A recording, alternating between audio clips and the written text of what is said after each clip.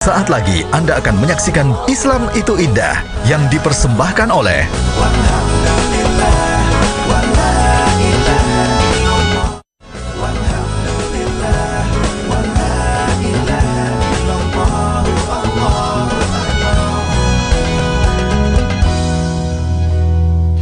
A'udzubillahi minasyaitonirrajim. Bismillahirrahmanirrahim. Assalamualaikum warahmatullahi wabarakatuh.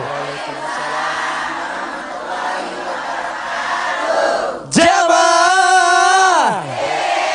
Oh jamaah. Alhamdulillahirabbil alamin. Assalatu wassalamu ala asrofil anbiya'i wa mursalin wa ala alihi wa sahbihi ajmain, amma ba'du. Alhamdulillah, hari ini kita ketemu lagi di Islam itu Indah. Sebelumnya saya mau tanya dulu nih sama jamaah yang ada di studio. Ibu-ibu sehat, Bu? Bapak-bapak sehat, Pak? Alhamdulillah. Ibu-ibu suka nggak, Bu, kalau misalnya bapaknya ngomongin ibu di belakang ibu? Suka nggak, Bu? Ngomongin sama temennya, ibu istri saya cerewet, seneng nggak, Bu? Kenapa ibu nggak seneng? Sakit hati, jangan cerewet. Sakit hati. Coba saya mau tanya, ibu, emang ibu kenapa sih cerewet? Ya kalau kesel aja gitu. Berarti kesel tiap hari kalau suaminya ngomongin sama temennya, enggak ya? Tapi pernah nggak, Bu, teman ibu ngomong sama temennya, apa suami ibu ngomong sama temennya, kalau istri saya cerewet? Ya nggak enak aja. Pernah nggak? Oh nggak pernah. Oh, masa? Ibu yakin? Ibu kan nggak tahu. Dan ternyata, Bu, ya, ternyata bukan cuma perempuan doang yang suka ngomong di belakang gitu, Bu. Ternyata laki-laki juga suka curhat sama teman-temannya, terutama buat istri-istri yang cerewet kayak yang itu tuh. Ibu, Fadli lagi curhat. Enggak, enak aja. Saya enggak. Nih, hari ini nih, Ibu, ya, semua buat jamaah di rumah juga. Tema kita bagus deh. Temanya adalah lelaki kok ngomong di belakang sih. Harusnya laki-laki kan gentle ya, Bu, ya, ngomong di depan. Kalau istri cerewet, istri kenapa sih cerewet gitu, harusnya, Bu, ya. Paling ntar gak dikasih makan. Oke nih, langsung aja yang pertama kita minta Ustadz Maulana. Ustadz Maulana, mau izin Ustadz. Pak Ustadz, untung istrinya gak cerewet, suaminya yang cerewet. Ya, nih Pak Ustadz nih, jelas-jelas kalau ngomongin di belakang itu kan gak diperbolehkan. Nah ini kenapa sih kok masih banyak ya, banyak suami-suami yang suka memiliki hobi nih ngomongin di belakang, Pak Ustadz. Silakan Ustadz. Jamaah. Oh jamaah. Alhamdulillah rabbil alamin. Allahumma barik lana fi Rajab wa Saban wa balikna Ramadan. Ya Allah, berkailah kami di bulan Rajab dan Saban, dan sampaikanlah umur kami hingga masuk di bulan suci Ramadan. Hari ini tepat pertengahannya bulan Rajab, tepatnya tanggal 15. Alhamdulillah tak terasa tinggal ya 45 hari lah kita ketemu dengan bulan suci Ramadan. Menarik sekali, tema hari ini adalah tema yang luar biasa. Penjagaan diri kita dari segala macam dosa. Karena di Rajab itu adalah penghapusan dosa-dosa. Amin. Kalau di Saban dosa hati. Sehingga masuk Ramadan kita bersih, masuk Ramadan. Salah satu dosa yang paling berbahaya adalah ghibah. Karena kalau kita berghibah, sah puasanya tapi tidak ada pahalanya. Makanya jangan kaget. Jangan mengira cuma perempuan yang bergosip. Ternyata sekarang zamannya juga ada laki-laki bergosip. Kan ada warkop, warung kopi, tempat nongkrong laki-laki. Apa omong? Kira-kira dia ngapain di situ? Ngomongin siapa? Cerewet nggak juga di situ? Apa bahan cerewetnya? Mudah-mudahan tidak ada yang terjadi laki-laki menceritakan aib keluarga. Penyebab ini karena adanya hubungan sosial yang sangat kental, sehingga tanpa dia sadari keluar kata-kata sambil menceritakan seseorang. Nabi pernah menegur seorang laki-laki, berhenti, aku cuma melihat kebaikannya orang yang kau ceritakan itu, kata Nabi. Ternyata ada laki-laki yang ditegur oleh Nabi. Jadi bukan hanya perempuan yang, ternyata juga laki-laki ada.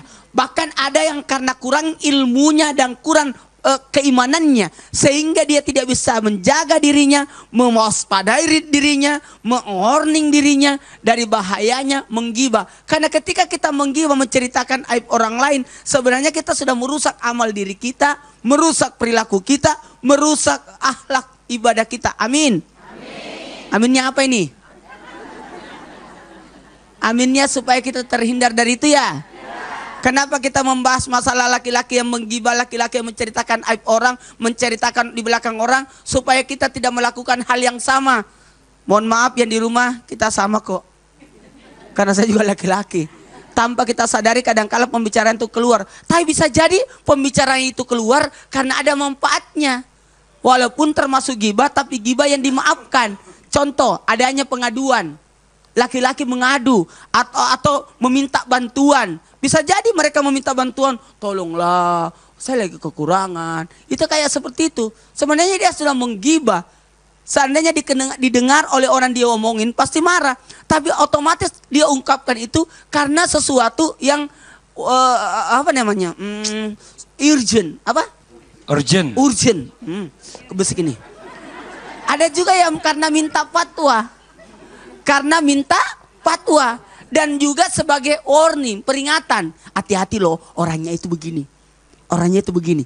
Bahkan ada yang diperbolehkan menggibah karena disebabkan karena perilakunya memang sudah sangat buruk. Dan bisa jadi kadang-kadang orang tanpa sadari sudah menggibah karena diminta. Yang mana orangnya? Itu tuh yang pendek. Sebenarnya sudah menggibah. Ustaz Maulana yang mana? Itu yang pecicilan. Itu sudah menggibah.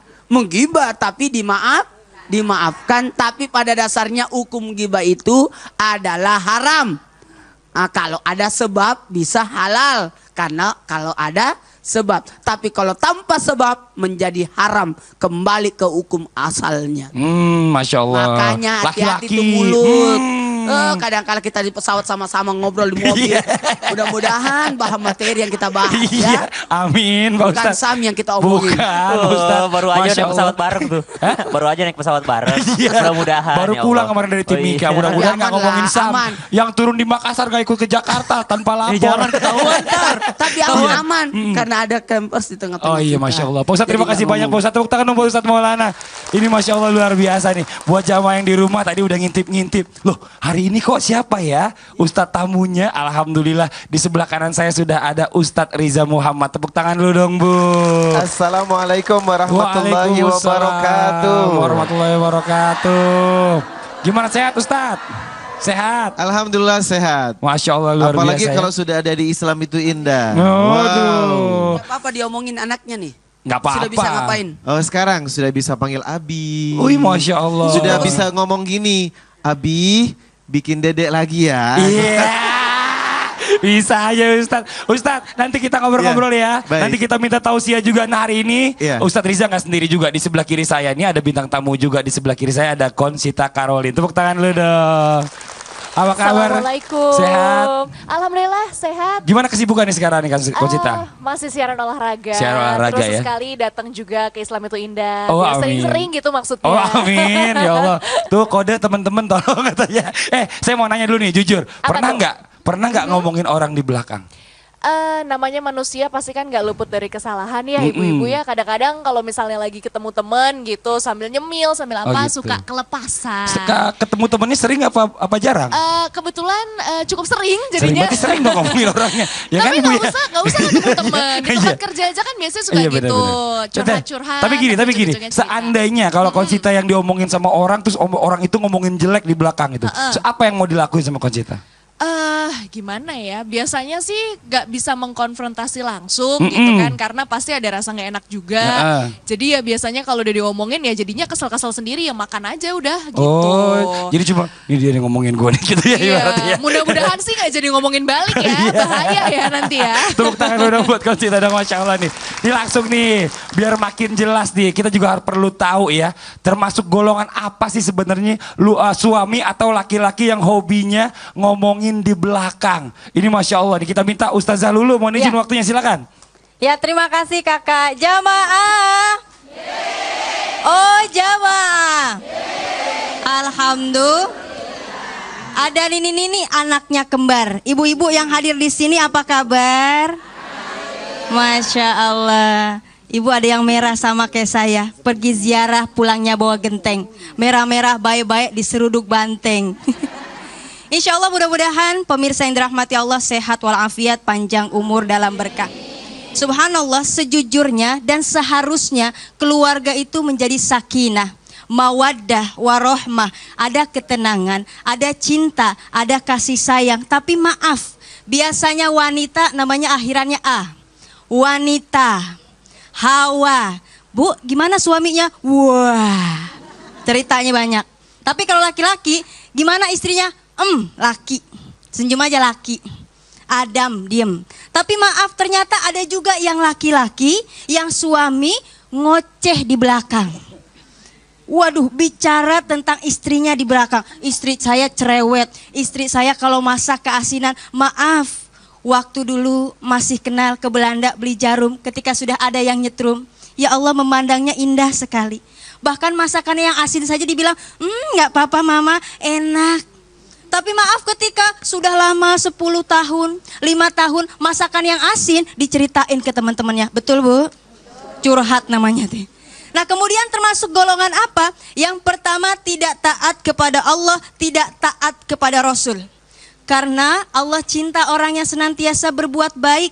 Allah cinta orang yang senantiasa menutup aib dirinya dan juga aib orang lain. Kemudian taat kepada Rasulullah. Ati Allah wa ati'ur Rasul, taat pada Allah dan taat pada Rasul. Yang kedua apa? Karena termasuk orang yang paling buruk, yang paling jelek kedudukannya.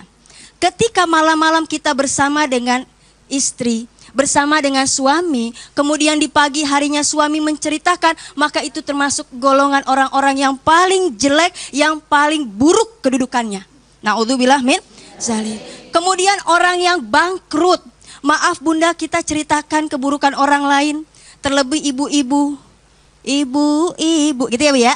Di pengajian banyak. Yang kondangan juga. Yang arisan juga.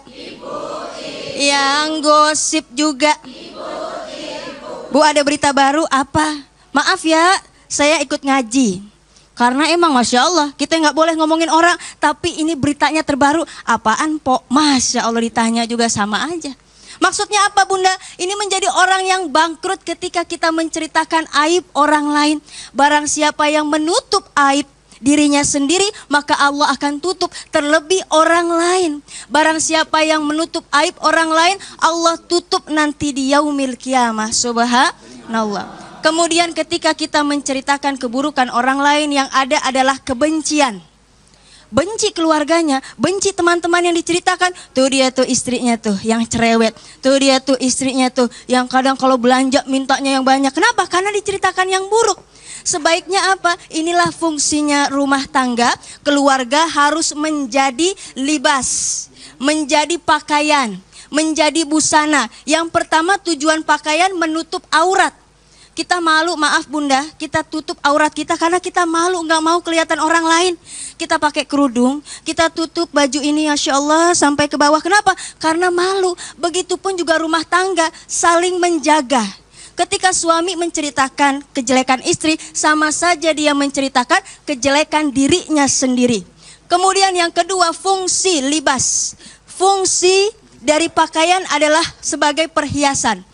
Maaf Bunda, ketika ada istri yang berjalan, itu istrinya siapa ya?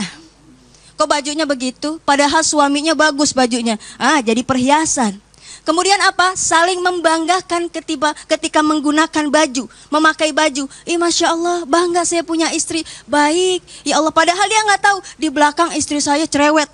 Tapi ngomongnya di depan istri saya baik banget, Masya Allah. Kalau ngomongnya lemah lembut, padahal di belakang cerewet. Nah, ini termasuk orang apa? Tidak bertanggung jawab. Na'udzubillah min zalik. Kullukum ra'in wa kullukum mas'ulun an ra'iyati. Setiap kita akan dimintai pertanggungjawaban, maka suami jaga mulutnya. Mudah-mudahan kita termasuk orang yang menjaga aib keluarga kita. Amin ya Allah ya Rabbal. Masya Allah, terima kasih banyak Ustazah Lulu, luar biasa. Ini langsung aja kita lanjutkan lagi nih buat jamaah nih yang di rumah ya. Kita pengen tahu juga tentang ciri-ciri atau laki-laki yang hobinya ngomongin orang di belakang kayak gimana sih bentuknya Bu ya? Penasaran gak Bu? Mau tahu nggak Bu? Mau tahu aja, mau tahu banget Bu? Mau tahu banget. Kalau gitu kita minta Ustadz Riza dulu. Sini mau izin Ustadz. Nah, tepuk tangan dong buat Ustadz Riza. Tentang ciri-ciri suami atau laki-laki yang hobinya ngomongin orang di belakang kayak gimana bentuknya tuh, silakan mohon izin. Assalamualaikum warahmatullahi wabarakatuh. Riza Muhammad bersyukur kepada Allah di pagi yang indah ini dipertemukan dengan jamaah Islam itu indah yang insya Allah calon penghuni syurga. Menjaga lisan atau bertutur kata yang baik adalah kuncinya syurga. Angkat tangan yang ingin masuk syurga. Semuanya ya, tentunya ya. Rasulullah Shallallahu Alaihi Wasallam mengatakan, seseorang yang pandai menjaga lisan telah membuat pengakuan keimanan. Berarti orang yang bertutur kata yang baik, imannya pasti baik. Dalam sebuah hadis, Jawami'ul Kalim, redaksinya pendek, maknanya dalam banget. Man kana yu'minu billahi wal yawmil akhir falyaqul khaira aw liyasmut. Orang yang beriman kepada Allah dan beriman kepada hari kiamat, berbicara yang baik. Kalau tidak mampu lebih baik diam. Yang kedua, orang yang menjaga lisan dan bertutur kata yang baik menandakan ketakwaannya kepada Allah Subhanahu wa taala. Quran surah Al-Ahzab surat 33 ayat 70 dan 71, ya ayyuhalladzina amanu taqullaha wa qulu qawlan sadida yuslih lakum a'malakum wa yaghfir lakum dunubakum wa may yuti'illah war rasulahu faqad faza fawzan 'azima. Takwa dengan ngomong. Kalau ngomongnya baik pasti bertakwa, tapi kalau ngomongnya buruk ia tidak bertakwa kepada Allah. Ciri-ciri orang yang bertakwa, berbicara selalu baik. Yang ketiga, orang yang menjaga lisannya merupakan etika akhlak. Ngomongnya bagus berarti tanda-tanda seseorang itu memiliki akhlak. Dalam Quran surah Al-Mu'minun surat 23 ayat yang ketiga, A'udzubillahi minasyaitonir rajim. Qad aflahal mu'minun. Sungguh beruntung orang-orang mukmin. Alladzina hum fi salatihim khashi'un. Orang yang khusyuk dalam salatnya. Walladzina hum 'anil lagwi mu'ridun. Orang-orang yang bisa menghindarkan perbuatan dan perkataan yang buruk. Jamaah. Hai jamaah. Alhamdulillah. Nah, sampai di sini ternyata ada dua perbuatan yang membawa manusia menuju pintu neraka. Naudzubillah, najis ralalah. Semua saya yakin tak ada yang mau ke pintu neraka. Apa kata Nabi? Dua perbuatan yang membawa seseorang ke pintu neraka adalah seseorang yang tidak bisa menjaga di antara dua lubang. Perhatikan ekspresi saya. Lubang yang mana? Hada wa hada. Lubang mulut dan lubang kemaluan. Famun wa farjun. Oleh karenanya seseorang yang tidak bisa menjaga di antara dua lubang ini, maka hati-hati, ia akan dibawa dan digiring menuju pintu neraka. Naudzubillahi min. Banyak dosa mulut, mau tahu nggak? Mau tahu aja apa mau tahu banget? Nah, saya ajak untuk tahu dosa mulut. Surat Al-Hujurat ayat 11. Ya ayyuhalladzina amanu la yaskhar qaumun min qaumin asa ayyakunu khairum minhum wala nisa'um bin nisa'in asa ayyakuna khairum minhunna wala talmizu anfusakum wala tanabazu bil alqab bi'sal ismul fusuku ba'dal iman wa man lam yatub fa ulaika humudz zalimun. Dosanya mulut banyak. Saling mengolok-olok, lu udah pendek, hitam keriting lagi. Nah, dosa yang kedua adalah saling mencelah, suka mencelah orang. Dan yang ketiga adalah suka manggil sebutan buruk kepada orang. Hei, si mancung giginya apa kabar? Nah, ini adalah etika yang dilarang oleh Allah. Yang kedua, dosa mulut adalah dalam surat Al-Hujurat ayat ke-12. Ya ayyuhalladzina amanu ijtanibu katsiran minadh-dhann inna ba'dadh-dhanni its wa la tajassasu wa la yaktab ba'dukum ba'dha ayuhibbu ahadukum ayyakula lahma akhihi maitan fakarihtumu wattaqullah innallaha tawwabur rahim. Salah satu dosa mulut yang paling besar adalah ghibah alias gosip. Coba angkat tangan yang belum pernah ngomongin orang. Ayo angkat tangan jujur. Kok nggak ada yang angkat tangan? Berarti rata-rata pernah ngomongin. Ih, najis tralala. Makanya kita berharap untuk berhati-hati dengan bahaya mulut. Tetapi ada informasi yang menarik sekali buat kita. Mau tahu? Ternyata gibah itu ada 3 macam, ibu-ibu. Gibah yang diharamkan, gibah yang diwajibkan. Loh, ada? Iya. Wajib ibu menggibahi orang, wajib ibu ngomongin orang. Dan yang ketiga, gibah yang bisa. Waktunya masih ada nggak? Oh, habis. Nanti Ya kita lanjutin sudah. lagi. Nanti Kita gantung aja. Oh, bikin orang penasaran Nanti sih ya. kita Ibu-ibu udah lanjutin. begini semuanya nih Ustadz nih. Hah, apaan tuh katanya gitu ya. Sabar. Kita lanjutin nanti ya. Boleh kita Baik. lanjutkan nanti. Ustadz terima kasih banyak nih. Baik. Udah mulai kelihatan. Apalagi tadi ada orang yang suka ngomongin orang gimana? Giginya mancung. Ih. Saya jadi nggak enak, ada teman saya yang tersinggung tadi Ustadz lagi ngomong begitu. Nggak apa-apa lah ya. Terima kasih banyak, tepuk tangan buat Iya. Ustadz Riza, tepuk tangan dulu dong. Alhamdulillah ya Allah, luar biasa pagi-pagi pencerahannya ya. Nih buat jamaah yang di rumah nih kita ajak dulu sama-sama untuk lebih cerah lagi, biar lebih seger lagi. Sekarang pegang Al-Qur'annya, buka Al-Qur'annya surah Al-Baqarah ayat 74-75. Kita akan lanjutin bacaan Quran kita. Langsung aja yuk kita masuk ke segmen. Yuk baca Quran.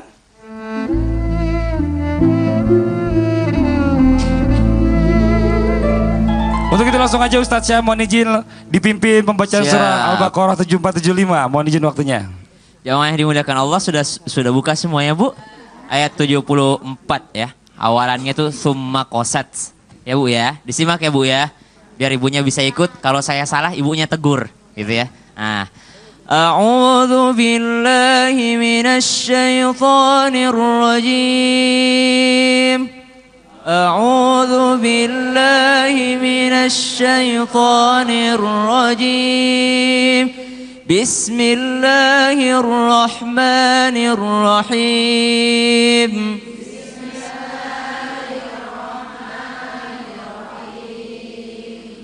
ثم قست قلوبكم من بعد ذلك فهي كالحجارة أو أشد قسوة ثم قست قلوبكم من بعد ذلك فهي كالحجارة أو أشد قسوة وإن من الحجارة لما يتفجر منه الأنهار وإن من الحجارة لما يتفجر منه الأنهار وإن منها لما يشقق فيخرج منه الماء وإن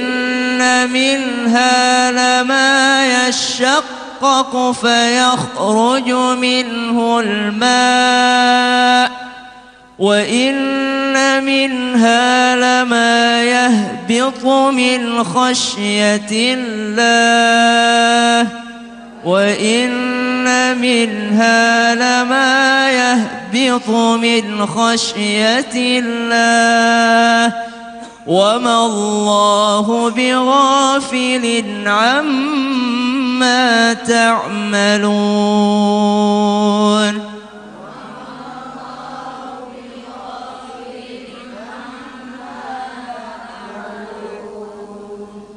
أفتطمعون أن يؤمنوا لكم وقد كان فريق منهم يسمعون كلام الله أفتطمعون أن يؤمنوا يؤمنوا لكم وقد كان فريق منهم يسمعون كلام الله ثم يحرفونه من بعد ما عقلوه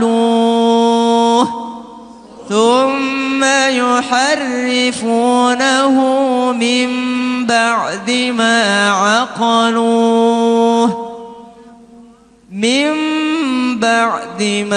عقلوه وهم يعلمون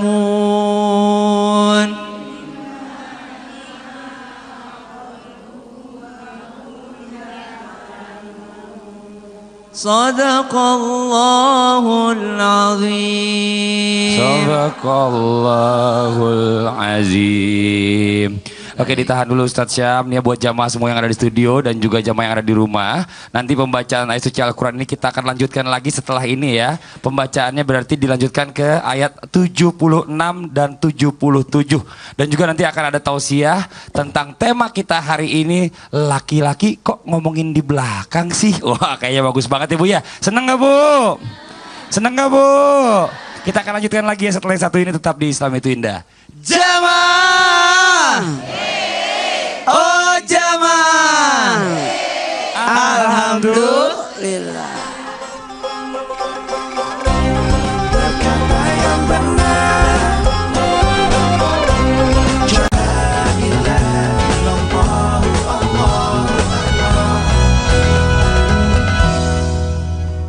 Jamaah yang dimuliakan Allah Subhanahu wa taala, alhamdulillah tadi kita baca surah Al-Baqarah 74 75. Sekarang kita lanjut ya Bu ya. Ayat 76 sampai ayat 77. Buat jamaah yang di rumah juga yang baru ngikutin, silahkan buka Al-Qur'annya surah Al-Baqarah ayat 76 sampai dengan ayat 77. A'udzu billahi minasy syaithanir rajim. أعوذ بالله من الشيطان الرجيم بسم الله الرحمن الرحيم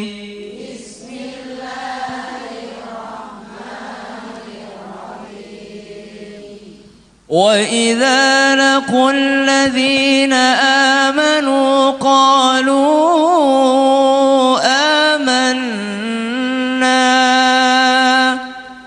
وإذا لقوا الذين آمنوا قالوا آمنا وإذا خلا بعضهم إلى بعض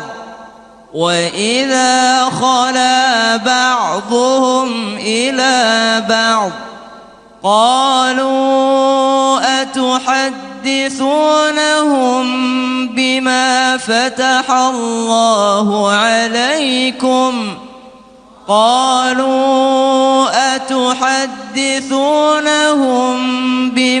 فتح الله عليكم ليحاجوكم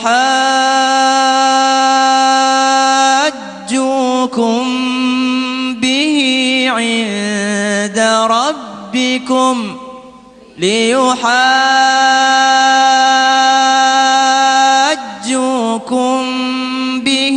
عند ربكم أفلا تعقلون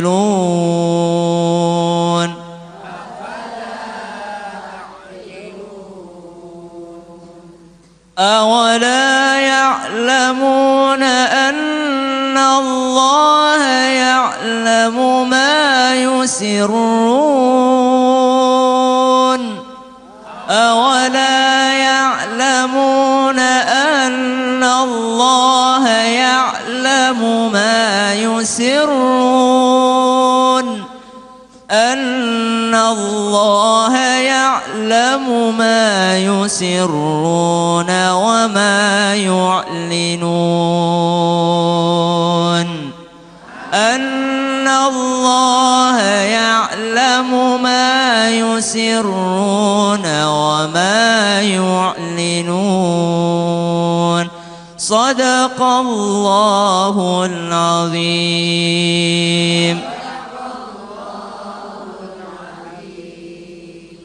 Allahumma arhamna bil Qur'an, Allahumma ja'alna min ahlil Qur'an wa ahli sunnati nabiyyika Muhammadin sallallahu alaihi wasallam. Semoga Allah menjadikan kita semua ini keluarga-keluarga yang mencintai Al-Qur'an. Anak keturunan kita semuanya mencintai Al-Qur'an. Teman-teman kita semuanya adalah lingkungan Al-Qur'an.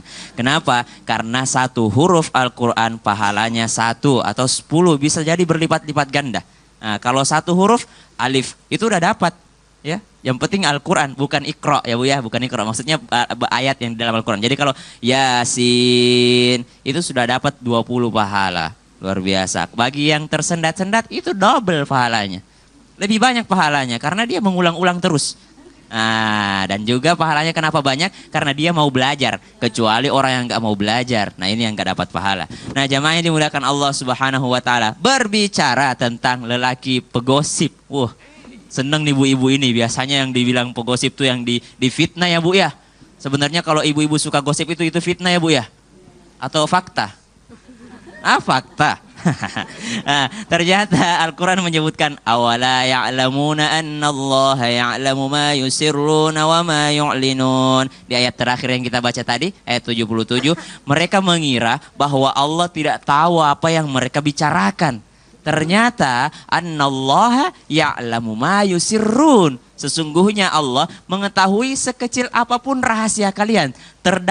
Sedalam apapun rahasia kalian, Allah pasti tahu. Yusirruna wa ma yu'linun. Apa yang kalian rahasiakan dan apa yang kalian tampakkan. Nah, kalau kita berdosa sendirian, kita tobat sama Allah, Allah ampuni kita. Misalnya ada seseorang yang berzina, lalu kita tahu dia berzina, tapi kita simpan sendirian dan kita ingatkan dia, itu bisa bernilai pahala. Kalau kita tobat sama Allah, kita juga sudah hilang dosanya karena kita sudah mengingatkan. Tapi kalau kita tahu tetangga kita berzina, lalu kita sebarkan berita tersebut, pezina tersebut sudah bertaubat, Allah sudah terima tobatnya, kita belum diterima tobatnya karena kita yang menyebarkan berita. Kapan diterima tobat kita? Kalau kita sudah tarik semua itu berita yang sudah tersebar. Gimana? Udah lintas provinsi beritanya, gimana caranya tuh? Nggak bisa ditarik lagi. Iya, kecuali ada juga tuh yang di sosial media langsung buru-buru dihapus. Iya, dihapus dan minta konfirmasi. Konfirmasi yang udah telanjur Iya. baca terus meyakini, dapat dosanya dia juga tetap ya. Masya Allah, tepuk tangan buat Ustaz Syam. Terima kasih banyak Ustaz Syam. Ini Masya Allah, ini luar biasa nih. Assalamualaikum nih buat jamaah yang di rumah yang baru bergabung nih. Masya Allah luar biasa. Baru saja tadi kita mendengarkan pembacaan ayat suci Al-Quran. Tadi sempat dari 73, 74 ya.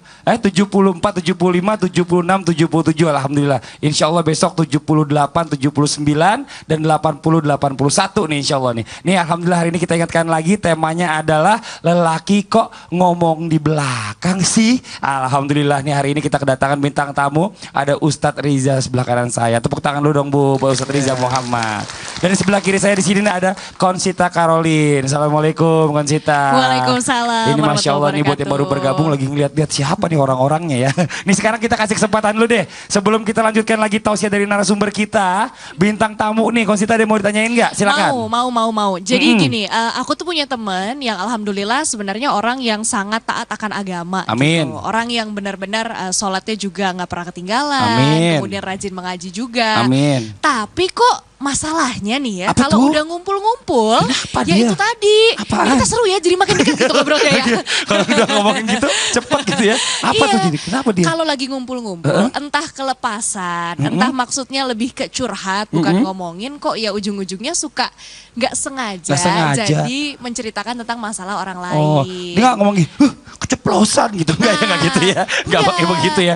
Oke. Katanya sih jatuhnya curhat. Curhat. Nah, tapi kalau curhat itu sama nggak sih dengan gibah dan gimana? Coba. Apakah dosanya justru akan double? Karena sebenarnya kan dia sudah paham dalam agama juga sudah dijelaskan kalau hal tersebut tidak boleh. Tidak boleh. Tetap dilakukan. Tetap dilakukan. Gitu. Ini temennya bukan Ustazah Lulu kan? Ustazah Lulu nggak dikenal di sini. Bukan Ustazah Lulu dong. dijawab dulu Pas kalau di gitu deh. sampingnya ya. Iya. Coba dijawab dulu Makanya silakan. ini dia pilih-pilih kalau untuk curhat, pilih orang yang memang terpercaya, yang bisa menjaga amanah, khawatir nanti malah menyebar. Betul. Karena khobaru su'i yantashiru bisur'ah. Kabar buruk itu menyebarnya lebih cepat ketimbang kabar baik. Kabar baik. Kemudian ini orang yang berilmu. Kemudian dia juga udah tahu gimana hukumnya bergibah, tapi masih dilaksanain. Ya. Kabura maktan indallah antakulu ma la taf'alun. Maka kebencian yang besar yang Allah berikan kepada orang tersebut yang berkata tapi tidak melaksanakan.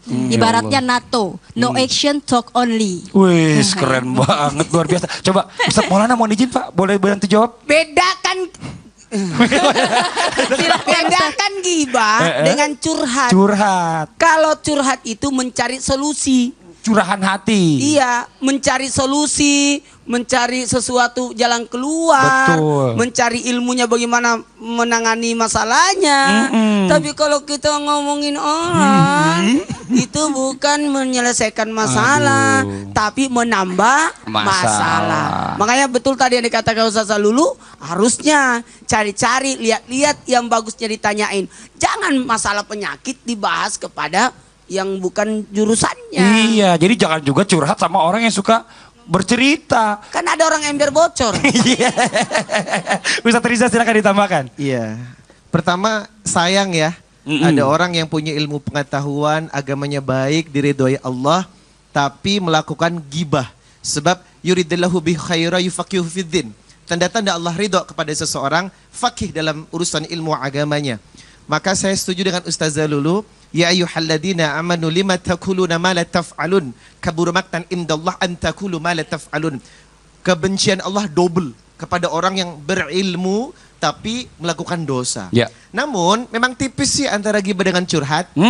Susah Imam bedainnya. Nawawi dalam Riyadhus Shalihin mengkategorikan gibah yang bisa atau diperbolehkan dengan syarat yang pertama disebut at-tazhalum.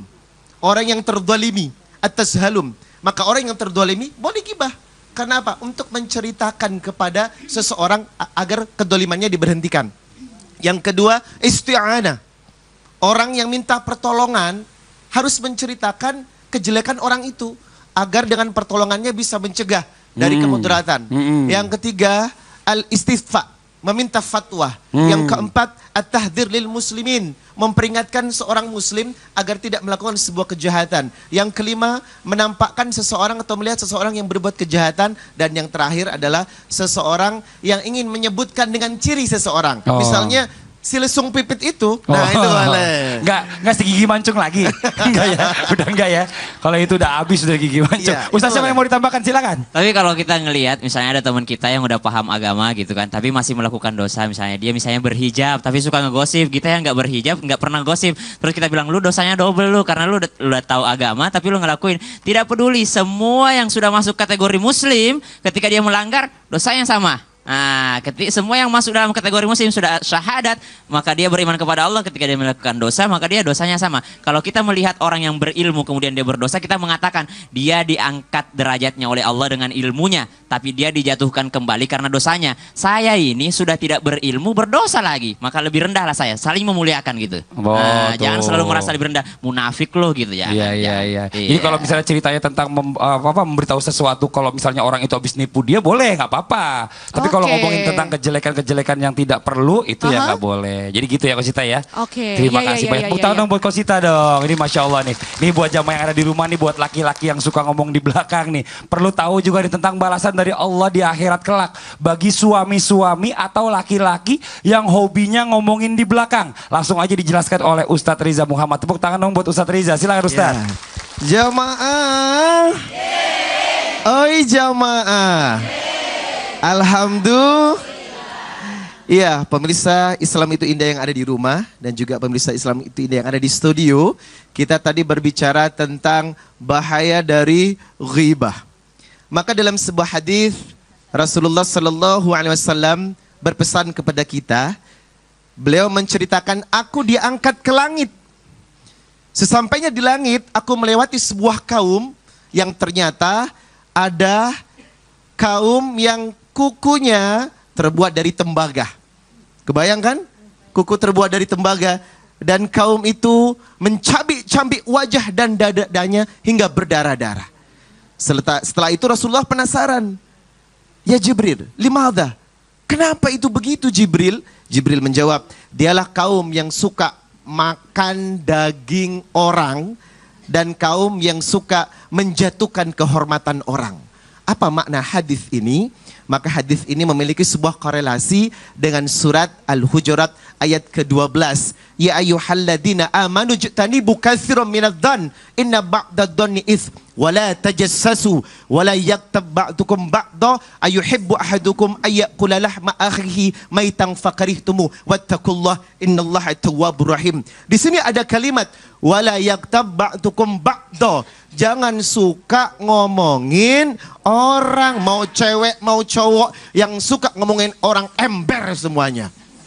Dan perlu diketahui ada satu hukuman orang yang suka ngomongin orang. Ayuhibbu ahadukum ayyakula lahma akhihi maitan fakarihtumu. Apa? Seperti makan bangkai saudaranya sendiri. Bangkai itu kan haram, betul? Makan bangkai itu haram.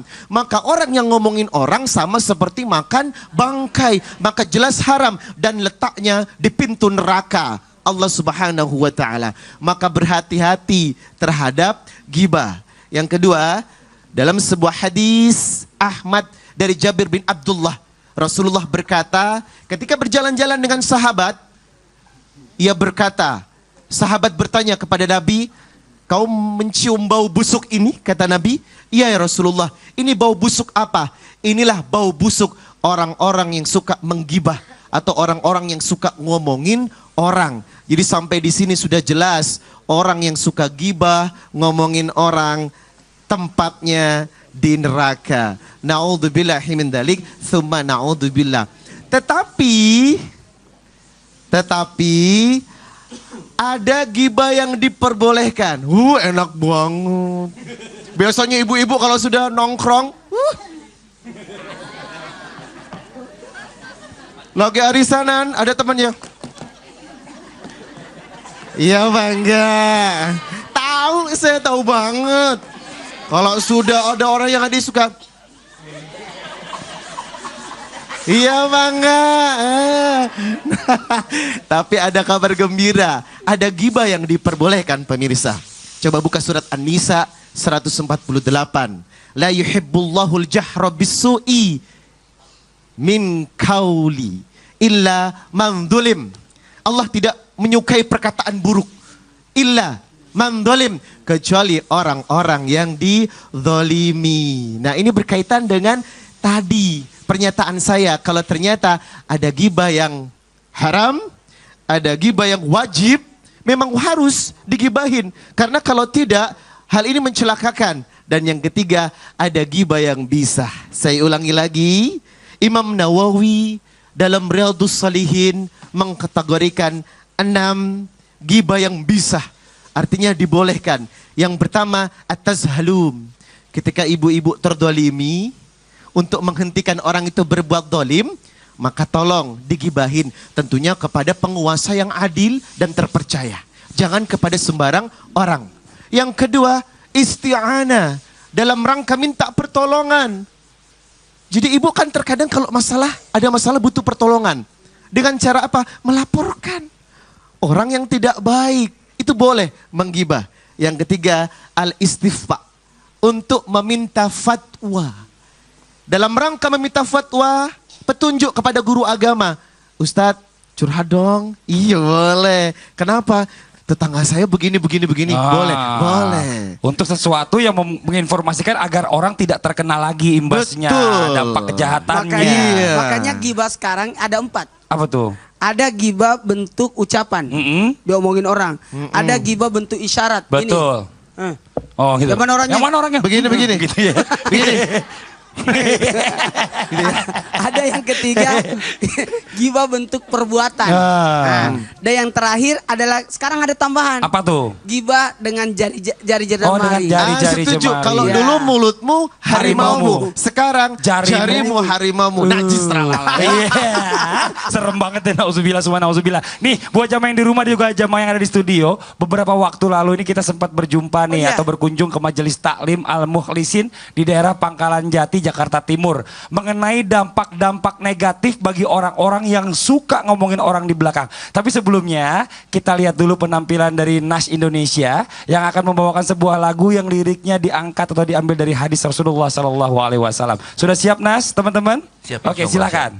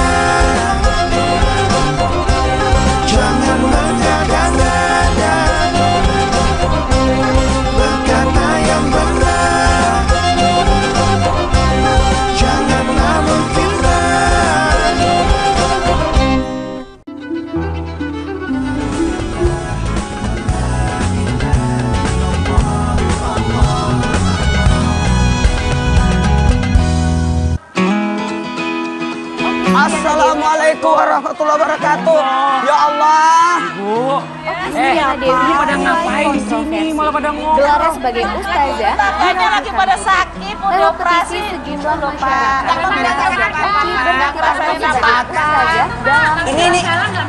Ini hati-hati kalau ngobrol-ngobrol begini. Yang dikhawatirkan malah ngomongin di belakang orang. Udah gini aja Bu. Mendingan daripada ngobrolin orang di depan begini, mendingan masuk aja ke dalam dengerin tausiah Ustadz ya. Iya. Ayo kita masuk yuk. Bisanya. Ayo. Ayo. Orang pada salawatan juga di dalam. Ibu-ibu bisa banget pakai ngeles lagi. Mana dia lagi ngomongin orang. Iya. Ayo, Ibu. Masuk enak aja Ibu. Masuk. Ayo. A'udzubillahi minasyaitonirrajim. Bismillahirrahmanirrahim. Assalamualaikum warahmatullahi wabarakatuh.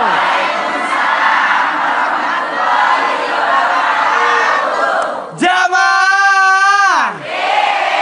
Oh jamaah. Alhamdulillah hari ini bahagia banget kita bisa datang di sini di Masjid Al-Mukhlisin bersama jamaahnya. Orang-orang yang ikhlas. Alhamdulillah, amin. Karena mukhlis itu tingkatannya luar biasa. Betul. Muslim, betul. mukmin, mutakin, mukhlis dan istiqomah. Masya Allah. Tapi nggak semuanya ikhlas Pak Ustadz. Kenapa bisa? Buktinya tadi di depan kita ketemu ibu-ibu lagi ngomongin temennya di belakang. Itu namanya belajar. Proses untuk jadi ikhlas itu harus belajar. Banyak orang tidak ikhlas melihat tetangganya kaya diomongin. Tetangganya punya uang dia yang gatel. Yang gatel ngitungin. Terus? Orang tetangganya beli kipas angin dia yang terputar.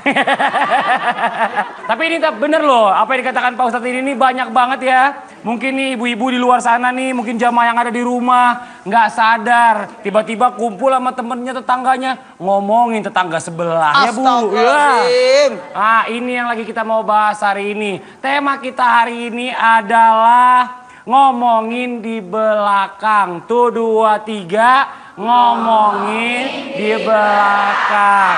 Nah nih satu-satu ya Bu ya. Coba nih sekarang kita dengarkan penjelasan dari Pak Ustadz. Apa sih sebenarnya dampak negatifnya buat orang-orang yang suka ngomongin di belakang? Mau tahu Bu?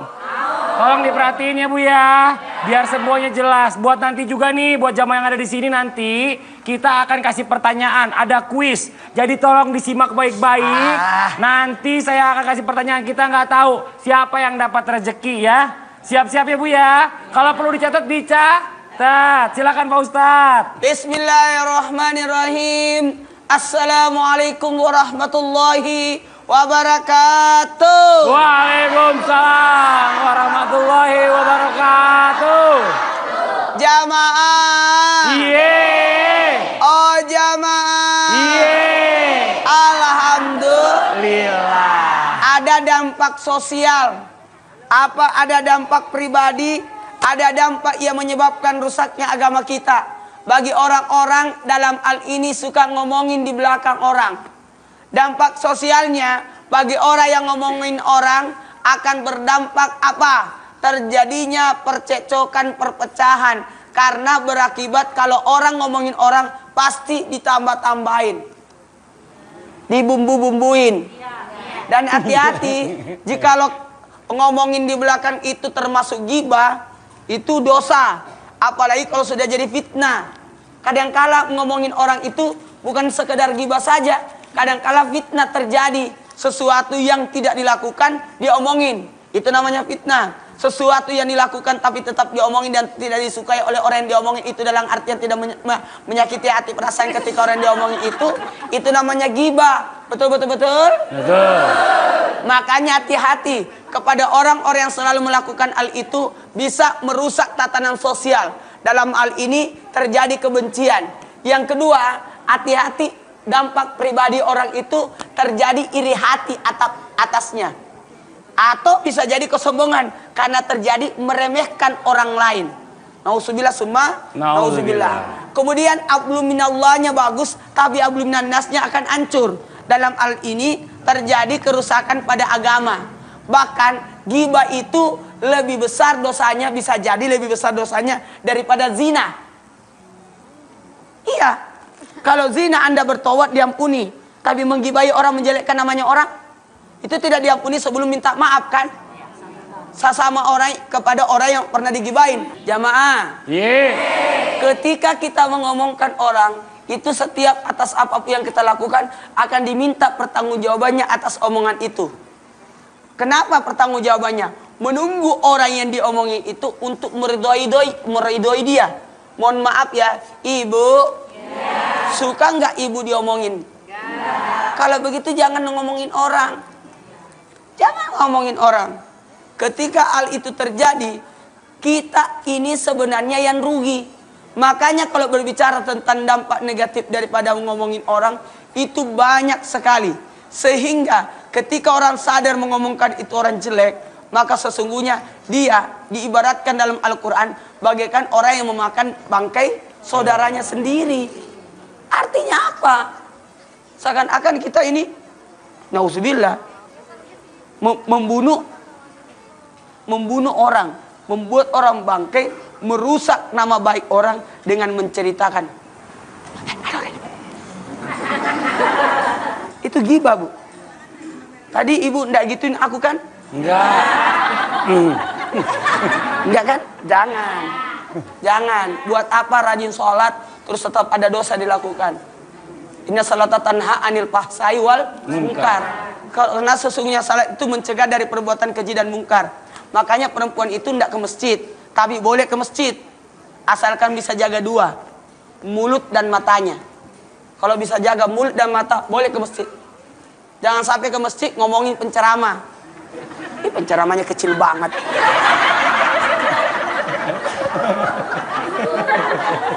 Aduh, lama banget ceramahnya. Kan biasa gitu kan? Jijikkah orang yang memakan bangkai manusia? Kalau begitu jangan lakukan itu. Jangan lakukan itu. Kalau engkau jijik memakan bangkai, sama saja. Makanya jangan ngomongin orang. Siapa yang ngomongin orang? Tadi tuh ibu-ibu di depan. Iya, ibu RT. Salah.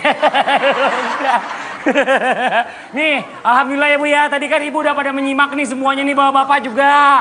Sekarang waktunya saya kasih pertanyaan. Oke, siap-siap ya Bu ya. Pertanyaannya gampang, saya kasih pertanyaan dulu aja deh. Ya. Siapa nama Ustadz ganteng yang datang dari Makassar, yang syalnya warnanya kuning, bajunya merah, pecinya hitam, terus ada ininya nih gold-goldnya, celananya hitam. Siapa namanya? Angkat tangan. Oh. Sebentar. Tunggu dulu. Coba. Putar. Alhamdulillah. Oh ini, bawa maju Pak. Muternya ini pas banget. Kebetulan pas banget laki-laki ini minoritas di sini ya kan. Bapak di tengah apa sini Pak? Saya mau tanya, dengan Bapak siapa? Bapak siapa? Hanipan. Coba nih saya kasih pilihan dulu deh. Nih ya, biar Bapak lebih yakin. A. Haji Ustadz Muhammad Nur Maulana. B. Haji Ustadz Samsudin Nur. Yang mana? Haji Ustadz yang mana? Nur Muhammad. Nur. Siapa? Maulana yang A. Maulana. Nur Maulana. Bapaknya grogi Bu. Dideketin Ustadz Maulana grogi. Lama. Benar. Jawabannya benar. Jawabannya benar. Bapak akan mendapatkan hadiah. Oke, Pak Ustadz, saya punya kasih 3 amplop biar bapaknya Pak Hanifan ini milih. Ih, dulu. Diacak. Nggak usah diacak, lalu diintip. Oke Pak, siap ya? Ya. Oke, Pak Ustadz, tuh. Pilih Pak. Pilih yang mana, Pilih lihat yang nih mana. tuh. Buat yang di rumah Pilih juga yang ya. mana. Kasih lihat nih. Oke Pak ya. Bapak yang nih buka. Bu, ibu-ibu saksi ya Bu ya. Bu, Tadi sadar dari tidak? 3. Sekarang Pak Hanifan dibuka, dibaca hadiahnya, dikasih unjuk pemirsa yang ada di rumah. Dan juga jamaah yang ada di masjid sini. Silakan. Siap ya Pak? Siap ya. Bapak baca yang Yang kencang. kencang. Selamat Anda mendapatkan hadiah umroh. Terus. Bersama, lanjut. Bersama abutur.com. Sujud syukur Pak. Bapak dapat hadiah umroh gratis. Labbaik Allahumma labbaik. Labbaik la syarika lak labbaik. Labbaik Allahumma labbaik. Labbaik la syarika lak labbaik. Innal hamda wan ni'mata laka wal mulk la syarika lak. Pernah nggak membayangkan mau umroh? Niat tuh ada tapi biaya belum ada. Bapak, sejak kapan Bapak ingin berangkat umroh? Ya udah lama Pak. Ingin ke Tanah Suci? Kerja di Mesir sudah berapa lama Pak? Ya semenjak belum masih musola. Selama masih musola sampai jadi masjid, istrinya ada di sini. Silakan Bu. Ayo peluk bapaknya. Mau berangkat.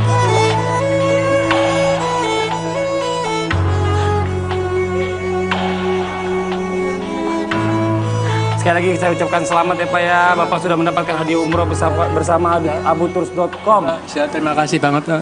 Iya, terima kasih banyak Bapak. Mudah-mudahan hadiahnya berkah. Bapak dikasih kesehatan.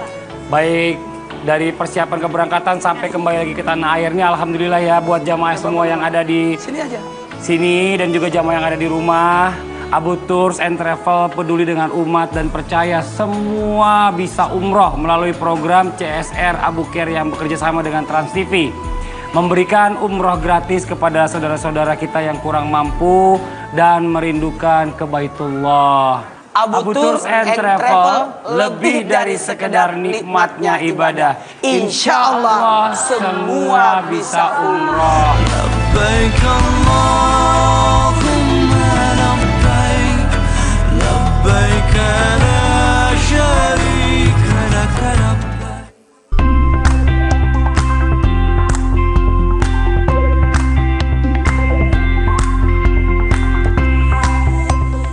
Udah datang. Oh, Masya Allah. Makasih Pak. Aduh. Tiba-tiba udah datang.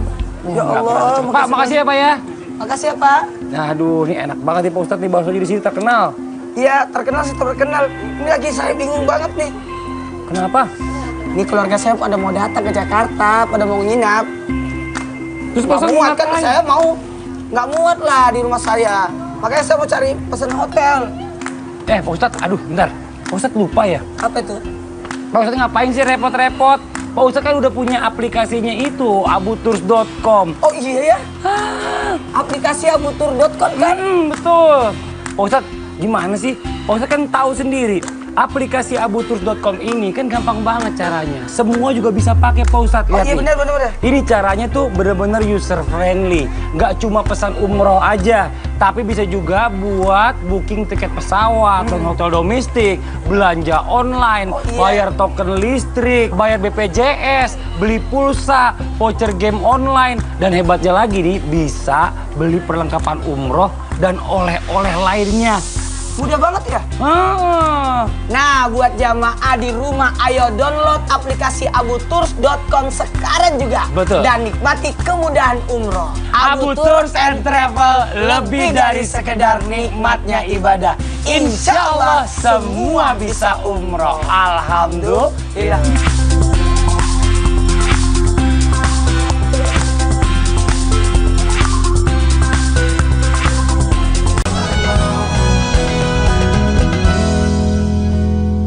Jamaah. Oh jamaah. Alhamdulillah. Alhamdulillah ala kulli hali wa ala kulli ni'mah. Jamaah yang dimuliakan Allah Subhanahu wa taala, lalu bagaimana cara kita agar kita bisa terhindar atau menyikapi orang-orang yang suka bergosip? Ibu, yang namanya gosip susah ya kita hindari ya Bu ya. Bapak-bapak juga gitu, apalagi sekarang teman-teman yang ada di rumah di sosial media semua ada berita-berita. Ada yang hoax, ada yang beneran, kita nggak bisa memfilter semuanya. Dan bagaimana caranya? Cara Islam untuk menghindari atau mengingatkan orang-orang yang suka bergosip atau orang-orang yang suka membicarakan kejelekan orang lain di belakang. Yang pertama adalah saling mengingatkan. Dalam surah Al-Maidah ayat 3 Allah Subhanahu wa taala ingatkan kepada kita, a'udzubillahi minasyaitonirrajim. Wa ta'awanu 'alal birri wattaqwa wa la ta'awanu 'alal itsmi wal 'udwan. Wattaqullah innallaha syadidul 'iqab. Di setiap perintah Allah di dalam Al-Qur'an pasti ada di belakangnya. Di setiap perintah takwa Allah dalam Al-Quran, kalau kita disuruh bertakwa dalam Al-Quran, itu pasti ada perintah di belakangnya. Artinya apa? Kita susah paham nih, takwa itu seperti apa sih? Tadi salah satunya disebutkan oleh Ustadz Riza, bahwasanya takwa itu orang yang suka berkata dengan benar, berkata dengan jujur, berkata dengan baik. Itulah ciri-ciri orang yang bertakwa. Kalau takwa di dalam surah Al-Maidah ini disebutkan seperti apa? Ciri-ciri orang yang bertakwa adalah wa ta'awanu 'alal birri wat taqwa, saling tolong menolong atau saling mengingatkan dalam kebaikan. Dalam sebuah riwayat mengatakan bahwasanya mengingatkan itu antara aku dan kamu. Kalau mengingatkan di tempat yang ramai itu namanya mempermalukan, bukan mengingatkan. Jadi buat teman-teman yang ada di rumah, jangan pernah lagi komentar-komentar buruk di sosial media, karena itu bukan mengingatkan. Anda sedang tidak berdakwah itu, Anda sedang mengolok-olok, itu namanya bukan berdakwah itu. Nah, kemudian yang kedua, cara Islam atau cara Al-Quran ketika ada omongan buruk atau orang-orang yang bergosip ria, bergibah, maka disebutkan dalam surah Al-Hujurat ayat 6, a'udzubillahi minasyaitonirrajim. Ya ayyuhalladzina amanu جاءكم فاسق بنبأ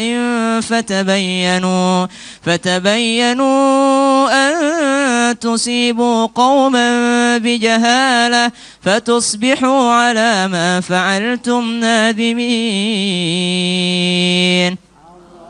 Seseorang datang kepada Umar bin Khattab, wahai Umar, tahukah engkau ada di sana sahabatmu yang menjelek-jelekkan engkau? Apa kata Umar? Benarkah yang kau katakan?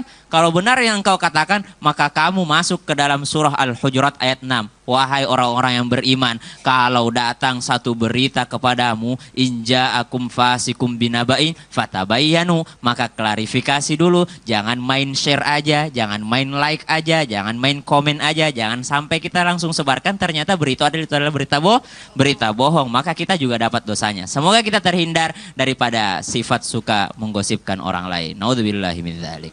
Jamaah. Oh jamaah. Alhamdulillah.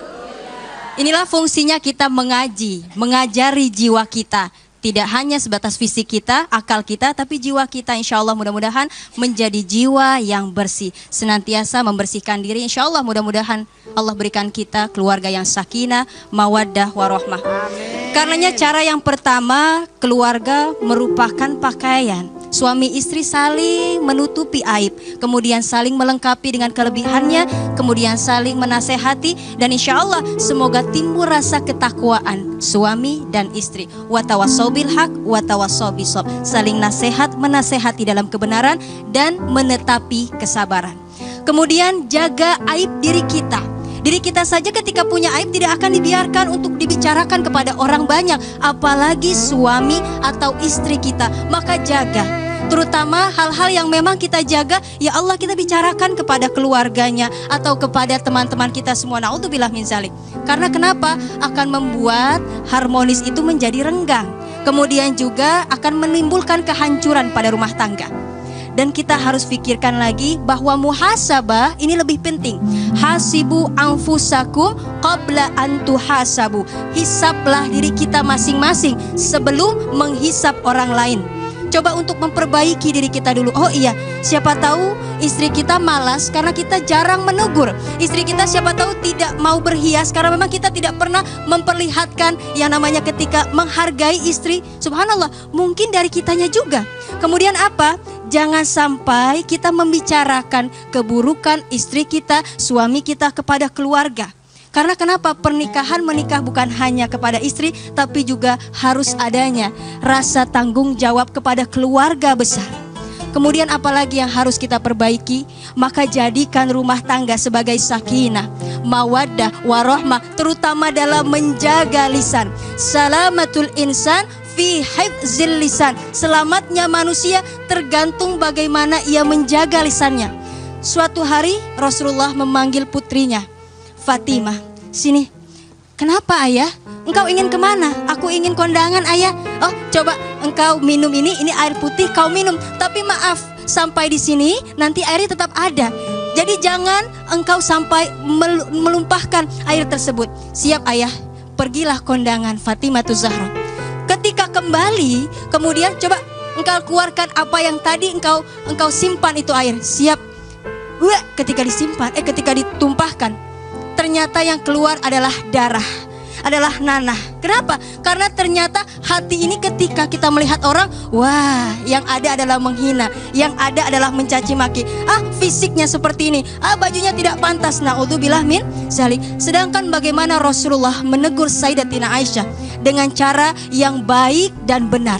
Ketika Sayyidatina Aisyah membuat susu kemudian dengan garam, tapi Rasulullah tidak menegurnya langsung. Ini susu tidak enak, tapi subhanallah Rasulullah bilang kepada Sayyidatina Aisyah, maaf nikmat ya, pengantin baru dulu makan berdua, minum berdua. Sekarang abang pingin minum berdua, coba engkau minum. Bismillah. Oh, ternyata tahu bahwa kesalahannya membuat susu pakai garam. Naudzubillah min zalik. Tapi maaf, bukan berarti kita harus menceritakan keburukan istri di depan teman-teman kita, terlebih keluarga. Naudzubillah min zalik. Tapi coba untuk didiskusikan, dibicarakan dengan baik-baik, dan mengajak suami untuk ikut kepada kajian keislaman. Sayang, ayang beb, honey bunny, sweetie baby, ayo kita ngaji biar sama-sama kita dapat ilmu pengetahuan. Insya Allah mudah-mudahan kita senantiasa berdoa untuk suami dan suami berdoa untuk istri. Semoga senantiasa menjadi keluarga yang sakinah, mawaddah, warahmah. Amin ya Allah ya Rabbal alamin. Daun saga dijadiin obat, semoga bermanfaat. Masya Allah, terima kasih banyak Ustazah Lulu. Tepuk tangan buat Ustazah Lulu dong. Masya Allah, ini alhamdulillah, ini mungkin langsung aja nih kita ambil kesimpulan dari pertemuan kita hari ini. Mungkin Ustadz Riza silakan, mohon izin. Iya, fitnah akhir zaman yang banyak merusak iman dan ketakwaan adalah ghibah atau gosip. Barang siapa yang sedikit bicaranya, maka sedikit dosanya. Barang siapa yang banyak bicaranya, maka banyak dosanya. Nauzubillah. Oleh karena itu, man kana yu'minu billahi wal yaumil akhir falyaqul khaira aw liyasmut. Mari berbicara yang baik. Jaga lisan. Kalau tidak mampu, lebih baik diam. Maka insya Allah itulah jalan yang akan menuntut kita menuju surganya Allah. Amin, amin. Ustadz Maulana silakan Pak Ustadz. Kenapa Allah melarang, agama melarang kita untuk bergibah? Supaya hidup kita jadi tenang, berpotensi melakukan kebaikan, disenangi orang banyak, dan terhindar dari murka Allah. Kenapa hal-hal itu? Itu sebenarnya memperbaiki diri kita untuk jauh lebih baik sebenarnya. Dan ketika orang melakukan gibah, sebenarnya dia sudah merusak dirinya, merusak nama baiknya, dan mendapatkan murka dari Allah Subhanahu wa taala. Masya Allah, alhamdulillah, alhamdulillahirabbil alamin. Demikianlah perjumpaan kita hari ini. Baru saja kita mendengarkan tausiah yang disampaikan oleh narasumber. Mudah-mudahan apa yang disampaikan bisa menjadi pahala buat kita semua dan jadi pelajaran buat kita semuanya. Amin, amin ya rabbal alamin. Terima kasih banyak buat Coach Sita, boleh sama-sama ke depan. Terima kasih udah mampir ke sini. Terima kasih banyak juga buat jamaah yang dari Lampung Utara nih, ada studio, tepuk tangan dulu. Dari Cianjur dan juga dari Malang. Dan juga jamaah yang di rumah nih yang selalu setia menyaksikan Islam itu indah. Pemalang ya. Jangan lupa ya, besok kita insya Allah akan kembali lagi di jam yang sama. Akhirnya saya Fadli mohon undur diri, mohon maaf atas segala kekurangan. Wabillahi taufiq wal hidayah. Wassalamualaikum warahmatullahi wabarakatuh.